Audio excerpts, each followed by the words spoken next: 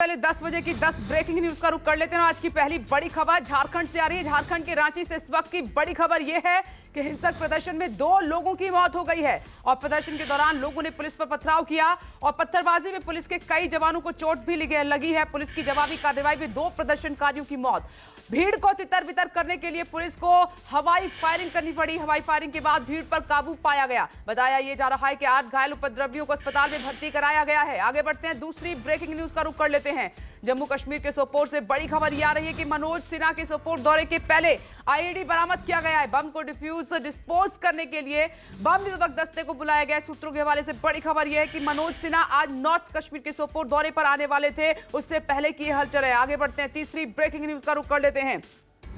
महाराष्ट्र राज्यसभा चुनाव में बीजेपी की बम्पर जीत हुई है। 6 राज्यसभा की सीटों में बीजेपी ने 3 सीटें जीत ली हैं। बीजेपी के पीयूष गोयल, अनिल बोंडे, धनंजय महाडिक ने चुनाव जीता है, तो वहीं एनसीपी के प्रफुल्ल पटेल, शिवसेना के संजय राउत और कांग्रेस के इमरान प्रताप गढ़ी राज्यसभा चुनाव जीत गए। वहीं हरियाणा राज्यसभा चुनाव में कांग्रेस को बड़ा झटका लगा है। कांग्रेस उम्मीदवार अजय माकन राज्यसभा चुनाव हारे हैं और राजस्थान में कांग्रेस ने 3 सीटें जीती हैं, तो वहीं बीजेपी के हाथ सिर्फ 1 सीट लगी है। आगे चौथी ब्रेकिंग न्यूज पर नजर। जम्मू कश्मीर से इस वक्त की सबसे बड़ी खबर आ रही है, जहां कुलगाम में सुरक्षा बलों और आतंकियों के बीच में मुठभेड़ जारी है। जम्मू कश्मीर पुलिस के मुताबिक खांडीपोरा इलाके में सुरक्षा बलों ने हिजबुल के एक आतंकी को मार गिराया और वहीं से 2 से 3 आतंकियों के अभी भी छिपे होने की खबर है, इसलिए सर्च ऑपरेशन को अंजाम दिया जा रहा है। आगे बढ़ते हैं, यूपी में जुम्मे की नमाज के बाद कई जगहों पर हुई हिंसा में यूपी पुलिस सख्त हो गई है। यूपी पुलिस ने विरोध प्रदर्शन के मामले में अब तक 200 से ज्यादा लोगों को गिरफ्तार कर लिया है। ADG law and order Prashant Kumar के मुताबिक सबसे ज्यादा गिरफ्तारी 45 की सहारनपुर से हुई है, जबकि प्रयागराज से 37 लोग गिरफ्तार किए गए। इसके अलावा अंबेडकर नगर से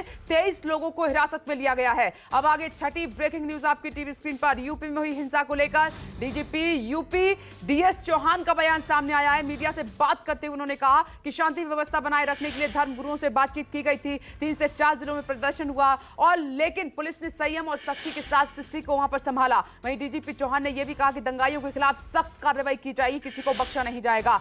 अब बढ़ते हैं 10 बजे की 7वीं ब्रेकिंग न्यूज का रुख कर लेते हैं। कानपुर हिंसा में ईडी की एंट्री हो गई है। जांच के लिए ईडी की एक टीम आज कानपुर आ सकती है। कानपुर दंगे के मास्टरमाइंड जफर हयात हाशमी और उसके 3 साथियों के ईडी बही खाते खंगालेगी। दरअसल नई सड़क पर हिंसा के बाद करोड़ों के लेन देन की बात भी सामने आई है और ईडी जांच के लिए आज कानपुर आ सकती है। इस पर हमारी नजर रहेगी, अपडेट आप तक पहुंचाते रहेंगे। लेकिन अब 8वीं खबर की ओर बढ़ते हैं। Breaking news. शुक्रवार को जुम्मे की नमाज के बाद देश भर के शहरों में हुए हंगामे को लेकर दिल्ली पुलिस और खुफिया एजेंसियां सतर्क हो गई हैं।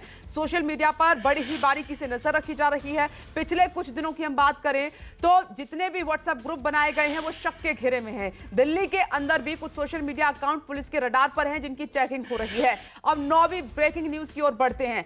आज दिल्ली में पश्चिम क्षेत्रीय परिषद की बैठक आयोजित की जाएगी। कोरोना वायरस महामारी की वजह से 2 साल बाद हो रही पश्चिम क्षेत्रीय परिषद की बैठक की अध्यक्षता केंद्रीय गृह मंत्री अमित शाह करेंगे। आपको बता दें कि गुजरात, महाराष्ट्र, गोवा, साथ ही केंद्र शासित प्रदेश दादर नागर हवेली, दमन और दीव पश्चिम क्षेत्रीय परिषद के सदस्य भी इसका हिस्सा होंगे। अब 10वीं खबर का जल्दी से रुख कर लेते हैं। देश में फिर कोरोना ने रफ्तार पकड़ी है। नए मामलों में इजाफा हुआ है। 24 घंटे में 8,329 मरीज मिले हैं। आंकड़ों के मुताबिक एक दिन में 4,216 मरीज ठीक हुए हैं। 10 लोगों की मौत हुई है। सक्रिय मरीजों की संख्या में बढ़ोतरी हुई। एक्टिव मरीजों की संख्या बढ़कर 40,370 हो गई है। तो यह है 10 बजे की 10वीं ब्रेकिंग न्यूज।